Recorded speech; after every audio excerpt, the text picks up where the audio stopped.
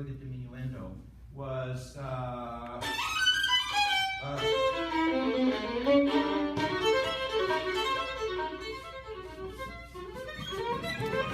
right? Oh, I love that spot. You know, I love to get he did that, and then come up when the crescendo comes. See, when I said I don't think dynamics turn you on, some people giggled over here, but that's the point. I mean, if you think of dynamics as something that is your duty, that's sort of sad. Dynamics should be your delight.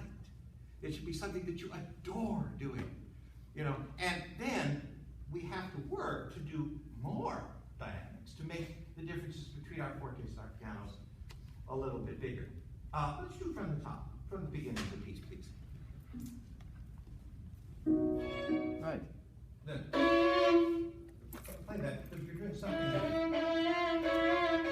oh, it's the C sharp, yeah. This C sharp has to last during those three notes.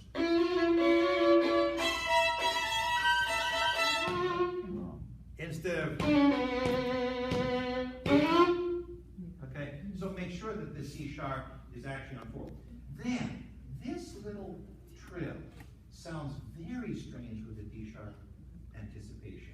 And the reason is that it's going to D sharp. Now, Bartok himself was incredibly fastidious, possibly as far as saying he was very anal about these little details. And if he wanted a trill starting from the upper note, he ordinarily wrote it. Okay? So this is a trill that has to be C sharp, I think, because the D sharp follows it.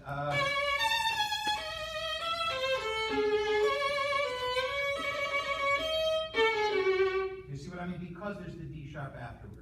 And when you do the D sharp before the trill, you sort of are giving away the D sharp. Now, one more thing. There is a bar which says poco allargando, and I'm not sure you realize what you're doing. You're actually cutting the tempo in half. Did you know that? You're doing a very funny thing here. The first time you did it, I had a double take. It was like, I didn't really know what you'd done, I have to say. So, if there were no allargando, that would be the tempo. Now, what you're doing is, you're not doing any allargandos between E sharp and B sharp. And then you're making the B natural into a quarter note. So you're literally making the first half of the measure one tempo, and the second half of the measure is tempo. And it has to be a real allargando and a poco at that. 1,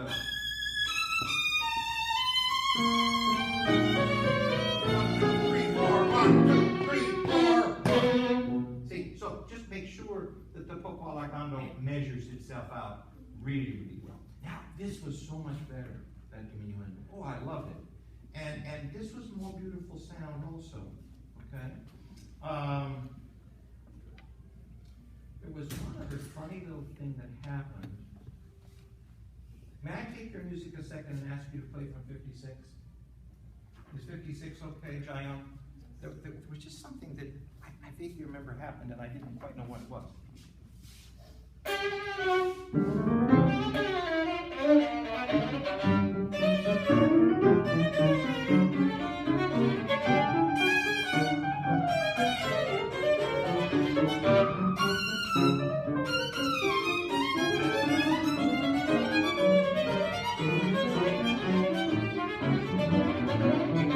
Perfect. Was that what she did the first time? Do you remember, China? Because I honestly thought that she did an extra beat one place and then made up for it later. But I mean, it could have been pure hallucination on my part. In this theme, Bartok is very consistent with his dots. And I like the dots on the 8 notes to be just as clear as the ones on the quarters. So, now, see, you do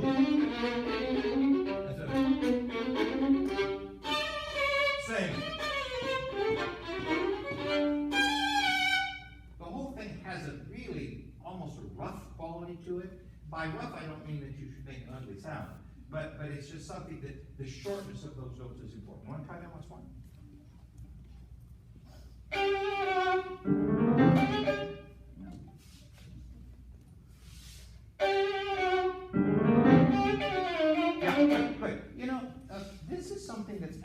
related to what we were doing on the first 4 bars of the piece.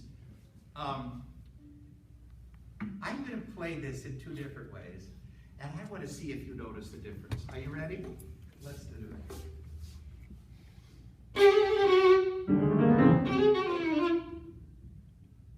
Or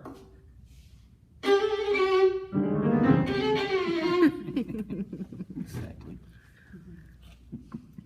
I call the first one real time and real space. In other words, you are part of a conversation. You and the orchestra. You're not just the soloist and you're going to play your part. And you're going to fit just fine with the orchestra, but you're not going to pay attention to them, right? So you've got to all the time play the music with a true awareness that you're hearing everything that's going on around you and you're responding to it. Do you know people who you have a conversation with, who while you're talking to them, they don't look at you, they look here, and they're thinking about the next thing they're going to say, and then they talk to you? Isn't that annoying? I don't like to do that in music. I like to have real conversations with people, where they listen to me and I listen to them, and we have a real, what's called a dialogue, okay? Try that again.